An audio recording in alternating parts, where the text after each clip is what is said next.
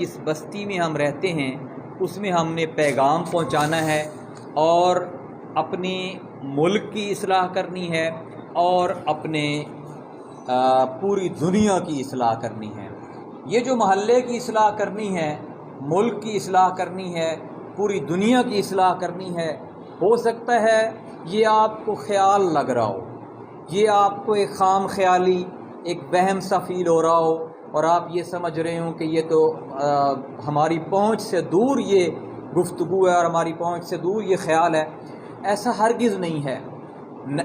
ہمیں اپنی دعوت پر اور اللہ تعالیٰ کے فرمان پر مکمل یقین ہونا چاہیے۔ میں آپ کو گزارش کروں، اگر آپ قرآن پاک کو غور سے پڑھ کے دیکھیں تو قرآن پاک کی سورہ آل عمران کی آیت نمبر 160 جو ہے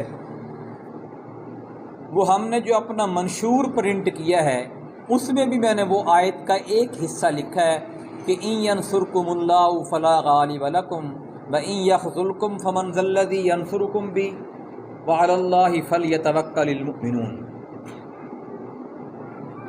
کہ اگر ان ینصرکم اللہ فلا غالب لکم، اگر اللہ تمہاری مدد کو آئے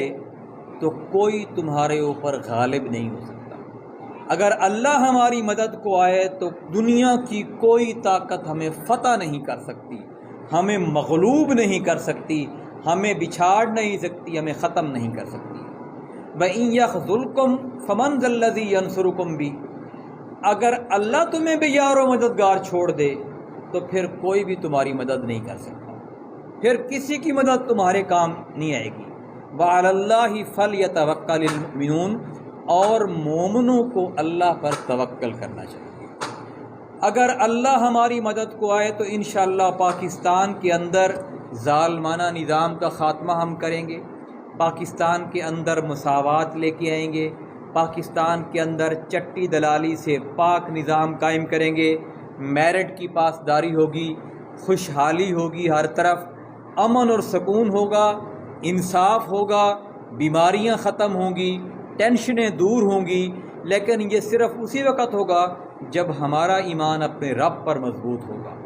اور ایک اور جگہ قرآن پاک میں سورہ آل عمران کی آیت نمبر 139 ہے، اس میں اللہ نے فرمایا، یہ آیت اس وقت نازل ہوئی جب غزوہ احد میں بظاہر مسلمانوں کو شکست ہوئی تھی، اور وہ نبی کریم صلی اللہ علیہ وآلہ وسلم کا جو فرمان تھا کہ تیر اندازوں کو کھڑا کیا کہ آپ نے یہاں سے نہیں ہٹنا،